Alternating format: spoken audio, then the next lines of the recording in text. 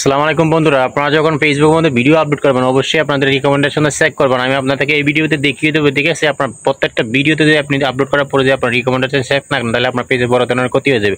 তো আমি একটা লাইভ ভিডিও করছিলাম 25 মিনিটে, ঠিক আছে? সেই লাইভ ভিডিওটা আমি আপলোড করার পরে আমি তেমন কিছু বলি নাই, ঠিক আছে? কোনো ইশারা কি ইঙ্গিতে বেশি কিছু বলি নাই। তো এরপরও ফেসবুক ফ্ল্যাগ কন্টেন্ট দিয়ে দিয়েছে, ঠিক আছে? পরে লগে লগে আমি আমার যে রিকমেন্ডেশন চেক করে দেখি আমার যে লাইভ ভিডিওটা করছিলাম সেই লাইভ ভিডিও ফ্ল্যাগ কন্টেন্ট চলে আসছে। সেটা আমি কীভাবে রিমুভ করছি এবং কীভাবে আমি ডিলিট করছি, ঠিক আছে? সেই প্রসেসটি আমি ভিডিওর মধ্যে দেখিয়ে দিচ্ছি। অবশ্যই ভিডিওটি আপনারা কন্টিনিউ করলে আশা করি আপনারা বুঝতে পারবেন এবং নতুনরা অবশ্যই শিখতে পারবেন। আপনারা কিছুটা হলে আপনারা ধারণা এবং আইডিয়া নিতে পারবেন, ঠিক আছে? আশা করি ভিডিওটা কন্টিনিউ করবেন।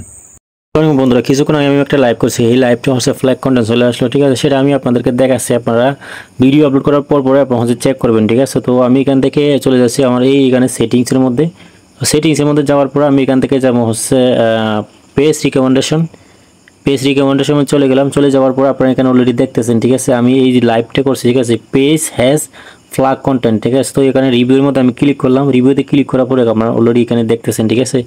আমার যে সমস্যাটা, ঠিক আছে? আমি আপনাদেরকে ভিডিওতে দেখাচ্ছি। এখানে মধ্যে ক্লিক করলাম।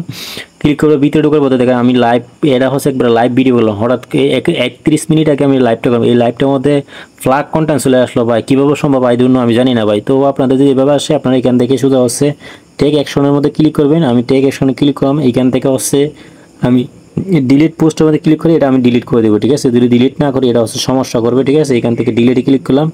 এখান থেকে আবার ডিলিটে ক্লিক করবেন। ডিলিটে ক্লিক করে আপনার এইটা ডিলিট করে দেবেন। এখান থেকে ডিলিট করে দিলাম। ডিলিট করে দিলে আপনার রিকমেন্ডেশন ঠিক হয়ে যাবে, ঠিক আছে? আমার রিকমেন্ডেশনটা অলরেডি নট রিকমেন্ডেশন হয়ে গেছে, ঠিক আছে? তো আমি এখান থেকে আবার ব্যাকে চলে যাচ্ছি, ঠিক আছে? অলরেডি সেটা ডিলিট হয়ে গেছে, ঠিক আছে? আমি একটু ব্যাকে চলে যাচ্ছি। তো ব্যাকে যাওয়ার পর আবারও আমি সিটিংয়ের মধ্যে ক্লিক করলাম। সিটিংয়ের মধ্যে ক্লিক করার পর এখান থেকে আবার আমি পেজটির মধ্যে ক্লিক করলাম। পেজ সিটির মধ্যে ক্লিক করার পর এখান থেকে আমি চলে গেলাম। আমার যে রিকমেন্ডেশনের মধ্যে যে ইস্যুটা আসলো, ঠিক আছে? সেটা চলে গেছে। দেখেন কিছুক্ষণ আগে আমি লাইভ করছি, ঠিক আছে?